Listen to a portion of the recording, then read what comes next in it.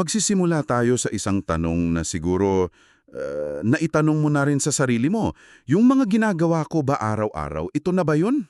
Oo, yung totoo nga bang ginugugol ko yung oras ko sa pinakamahalaga? Exactly. Para kasing may hinahanap tayong purpose. Pero ang hirap i-pinpoint, di ba? Tama. At itong material na pinag-uusapan natin ngayon, parang yun yung attempt niya. Oo, para siyang ways para sa malabong pagnanais na yan. Isang step-by-step guide. Exactly. Ang tawag nga nila sa framework na to ay Personal Mission Action Plan. Yung buong idea nito, simple lang naman. Paano natin gagawing concrete action yung magagandang intention? Yung madalas na hanggang isip lang. Oo, yung gusto ko sanang tumulong, pero hindi mo alam kung paano o saan magsisimula. Hindi ito tungkol sa bigla ang pag-iwan ng trabaho mo. Okay. It's more about being intentional. So, ang goal natin sa usapan na to, himayin natin yung mga key ideas dito. Sisimulan natin sa pinaka-foundation, yung teolohiya ng calling. Yung parang final destination mo. Tama. Tapos, titingnan natin yung dala mong sasakyan, yung self-assessment. At sa huli, ilalatag natin yung turn-by-turn directions. Ang misyon, gawing isang clear, actionable plan yung inspirasyon. Okay, sige. Let's start with the destination. Yung unang concept dito na, for me, ang ganda, ay yung pag-reframe ng misyon. Hindi raw siya job title. Hindi siya pastor or missionary. Oo, isa raw siyang paraan ng pamumuhay. Ang sabi sa guide, marami sa atin ang may holy desire, yung pagnanais na makatulong. Ang problema, may kasama siyang hazy direction. Malabo. Gusto mo, pero okay Lord, saan ako magsisimula? Yun yung laging tanong. Yon. At dito, pumapasok yung pinaka-foundation ng lahat. Bago pa tayo magplano, kailangan daw nating maintindihan yung konsepto ng Missio Dei. Latin yan, di ba? Oo, Latin, para sa The Mission of God. Ang analogy nila, isipin mo na may isang malaking ilog na patuloy na umaagos. Yan ang mission ng Diyos. Okay. Ang trabaho natin ay hindi gumawa ng sarili nating sapa sa gilid. Ang trabaho natin, hanap kung saan yung agos ng malaking ilog na yan at sumabay. I love that. So, less pressure sa atin na mag-isip ng the one perfect thing na gagawin natin. Oo, exactly. More on aligning. Hindi mo kailangang imbentuhin. Sumali ka lang sa ginagawa na niya. At para patunayan na hindi ito para sa mga full-time lang sa ministry, nagbigay yung material ng mga halimbawa sa Bible. Oo, at ang diverse, no? Nariyan si Abraham, nomad. Basically, walang permanent address. Tama. Si Esther nasa gitna ng pulitaka. Si Lydia, isang business owner. At si Paul, na kahit apostol, tent maker by trade. Grabe. Iba-iba talaga yung larangan. Ipinapakita lang dito na hinahabi ng Diyos ang misyon sa pang-araw-araw na buhay natin. Kung ano man yung profession mo ngayon, accountant ka, teacher, stay-at-home parent, yan mismo yung konteksto. So, hindi siya hadlang. Yun mismo yung venue. Yun mismo yung venue, itinalaga niya yan. At yung idea ng calling, di ba? Madalas iniisip natin parang kidlat yan. Natatamaan ka. Pero sabi dito, hindi. It's a journey. Isang journey of discovery. Naalala ko nga yung sinabi nila tungkol kay Moses. Sa burning bush. Oo, hindi siya yung tipong, yes Lord, game. Ang una niyang reaksyon ay, sino ako? Puno ng pag-alinlangan. Oh, takot. At ang sagot ng Diyos sa kanya ay hindi, Moses, ang galing-galing mo kaya. Ang sagot ng Diyos ay isang pangako, ako ay sasama sa'yo. So the mission is possible not because of us, but because of who's with us. Exactly. Ganon din kay Esther, 'di ba? Yung tawag sa kanya dumating for such a time as this. Hindi ito isang lifelong plan na alam na niya. Biglaan. Isang moment of crisis. Oo, isang specific moment na nangangailangan ng tugon. So minsan, yung calling, hindi siya grand vision. Minsan, pagtugon lang sa pangangailangan ngayon. Okay, may destination na tayo, ang Missio Dei. Ngayon, bago tayo umandar, i-check natin yung sasakyan. Anong dala natin? Dito pumapasok yung self-assessment. At nilinawan nila agad, di ba? Hindi ito para maging self-centered. Oo, isa itong paraan ng stewardship, ng pagiging mabuting katiwala. Sabi nga sa 1 Peter 4:10, gamitin ninyo ang anumang kaloob na natanggap ninyo para maglingkod sa iba. So you discover yourself to serve others better. Tama yun. At hinati nila to sa 3 bahagi. Una, yung pamilyar na, spiritual gifts. Mga kaloob na espiritual. Oo, pagtuturo, awa, leadership. Pero ang point nila, hindi ito mga tropeyo para ipagmalaki. Tools daw ito for the common good. Okay, I like that. Mga gamit. At ang ganda ng diin nila sa mga hidden gifts, hindi lang yung mga nakikita sa stage. Tulad ni Lydia. Yun, yung hospitality ni Lydia, yung kakayahan niyang mag-host, yun ang naging dahilan ng unang church sa Europe. Ang clue raw madalas kung saan ka nakakaramdam ng kagalakan at enerhiya. Habang naglilingkod. Baka yun na yun. Okay, gets ko yung spiritual gifts, yan yung engine ng sasakyan. Pero yung pangalawa, passions o banal na pasanin, medyo tricky to, di ba? Medyo. Paano mo malalaman kung God-shaped burden yan? O baka nagrereklamo ka lang? Halimbawa, yung inis ko sa traffic sa EDSA, calling na ba yun para maging, traffic czar? Great question. At na-address yan. Ang description nila sa passion ay isang God-shaped burden.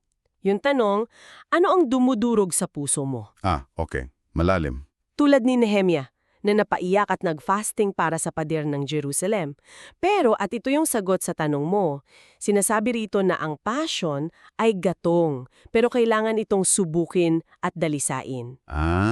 So hindi lahat ng inis ay holy discontent. Hindi!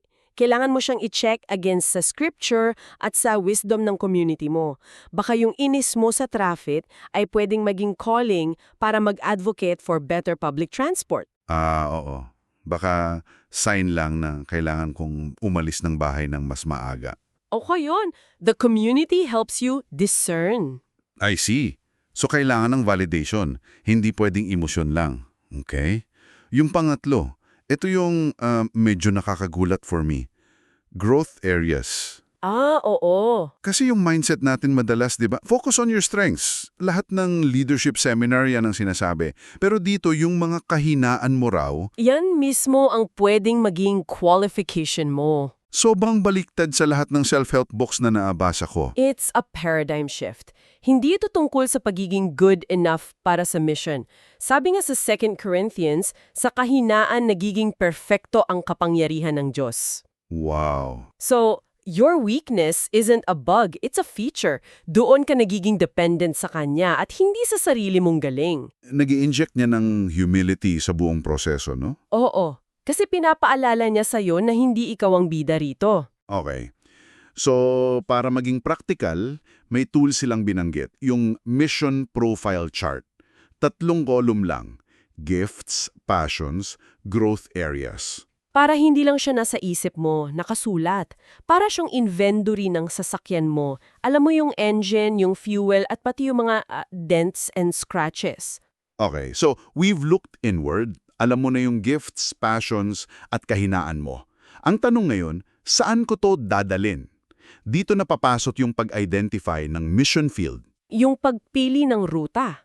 At gumamit sila ng model mula sa Acts 1.8, yung Jerusalem, Judea, Samaria. And to the ends of the earth. Ang ganda ng progression, no? Nagsisimula sa kung nasaan ka, yan ang Jerusalem mo. Then lumalawak. So hindi kailangang lumipad agad sa Africa para maging on mission. Hindi agad. Magsimula ka sa Jerusalem mo. At hinimay pa yan sa iba't ibang klase ng mission fields. Una, syempre, yung local community. Kapitbahay, opisina, school ng anak mo. Dito raw nagtatagpo yung proximity at responsibility. Dahil malapit ka, may kakayahang maging consistent. Pangalawa, yung mas malayo. Unreached or global contexts. Ito yung classic idea of missions. Pero ang key takeaway dito para sa akin ay yung example ni William Carey sa India. Anong lesson doon? Ang kahalagahan daw ng lalim kesa lawak. Instead na subukang abutin ng buong India, nag-focus siya sa isang region at nag-invest ng dekada doon. So focused long-term dedication, hindi yung hit and run. Tama. At yung pangatlo, yung pinaka-relevant siguro sa panahon natin ngayon. Digital spaces. Oo, digital spaces and relational networks. Yung mga online groups mo, social media feed, LinkedIn, pwede rin palang maging mission field yan. Okay. At para makapili, may criteria silang binigay. Una, need. Saan ba talaga may pangangailangan? Pangalawa, personal fit. Dito na nagko-connect yung self-assessment mo. Saan ba tugma yung gifts at passions mo sa need na yon? At panghuli, long-term sustainability. Teka, yung sustainability, madaling sabihin pero ang hirap gawin. Paano ka hindi mababurnout? Good question. Hindi siya super dinitalye, pero yung pahiwatig kasi, konektado ito sa pagpili ng fit. Okay. Kung ang pinasok mong mission field ay sobrang layo sa natural wirings mo, mas mabilis kang mapapagod. So ang sustainability ay hindi lang time management, it's also about alignment. Gets. Yung need versus fit matrix na binanggit nila, parang game changer yan. Oo, isang simpleng graph. Sa isang access, community need. Sa kabila, personal fit. So ang goal mo ay hanapin yung nasa high need at high fit na quadrant. Hindi lang siya about saan may pinakamalaking problema, kundi saan ako pinaka-epektibong pwedeng tumulong. That's a huge difference. It is. It moves you from guilt-driven service to gift-driven service. Mas sustainable yon. Alright, so may destination na tayo, na-check na natin yung sasakyan, nakapili na tayo ng ruta, ang kulang na lang. Yung turn-by-turn directions. Dito na papasok yung goal setting. Ito yung tulay mula sa vision papuntang action.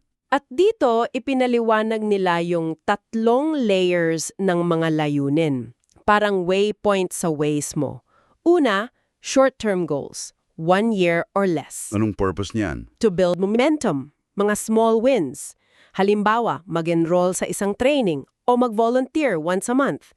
Yung mga unang hakbang para patunayan sa sarili mo na seryoso ka. Okay, small wins. Tapos? Sunod yung midterm goals. 1 to 3 years. Ito na yung tulay from preparation to implementation. So kung nag-volunteer ka sa short term, Yun, sa midterm, baka ikaw na yung mamumuno ng team ng volunteers. Mas malaki na yung commitment. at yung panghuli, Long-term goals. 3 to 5 years and beyond. Ito na yung legacy piece. Yung you have arrived at your destination. halimbawa, makapagtayo ng isang community program. O makapag-mentor ng mga bagong leader. Ito yung nagbibigay direksyon sa lahat ng mas maliliit na goals mo. Okay. At para hindi ito maging vague, dito na ipinasok yung sikat na SMART framework. Specific, measurable, achievable, relevant, and time-bound. So imbes na sabihin mong tutulungan ko yung mga bata sa community na napaka-vague, Gagawin mo siyang SMART. May example sila, 'di ba? Magvo-volunteer ako na magtutor ng English sa 10 grade 4 students sa aming local community center. isang oras tuwing Sabado ng umaga sa loob ng susunod na 6 na buwan. See the difference? It's specific, English tutor, measurable, 10 students, achievable, relevant, and time-bound, 6 months.